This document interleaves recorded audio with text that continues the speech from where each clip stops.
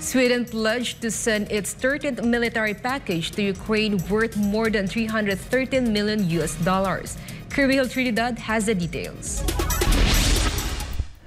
Sweden's new military package bound for Ukraine includes ammunition and spare parts valued at around 3.4 billion crowns, or $313.5 million, which would be used for CV-90 infantry fighting vehicles, artillery systems, and Leopard 2 tanks.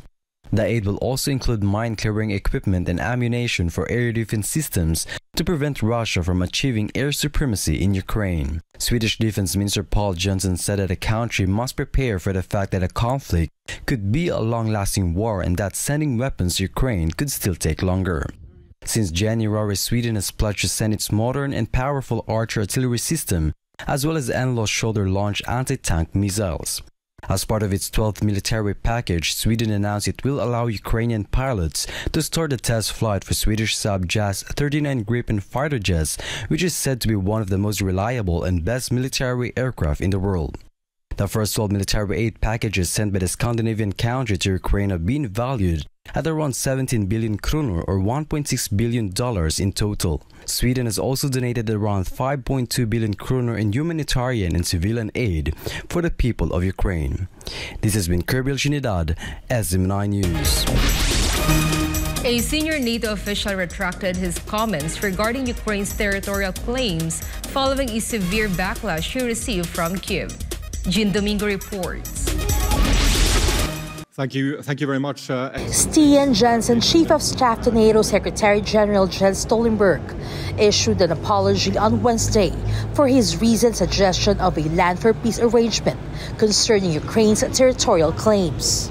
The proposal, which drew strong condemnations from Kyiv, involved Ukraine ceding territory in exchange for NATO membership. Jensen made the statement during a forum in Arendal, Norway, emphasizing its context within broader discussions about potential future scenarios in Ukraine.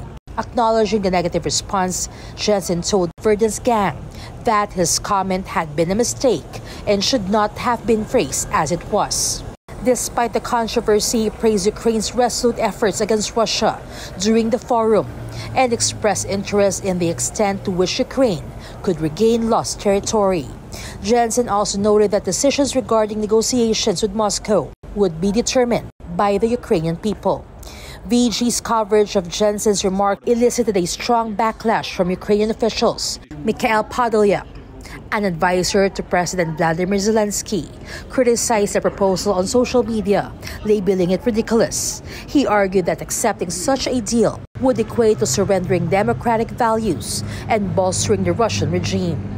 Alexei Danilov, head of the Ukrainian National Security and Defense Council, declared that negotiations with Russian President Vladimir Putin were off the table, advocating for Russia's dismantlement, akin to Carthage. Against the backdrop of these developments, Ukrainian forces launched a major counteroffensive in early June, aiming to cut off Crimea by reaching the Sea of Azov.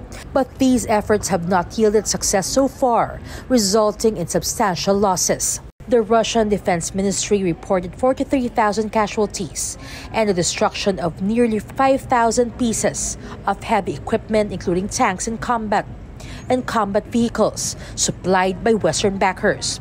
Despite providing military support, these backers maintain their stance of non-involvement in the conflict. Reporting for Newsline World, this has been Jean Domingo, SM9 News.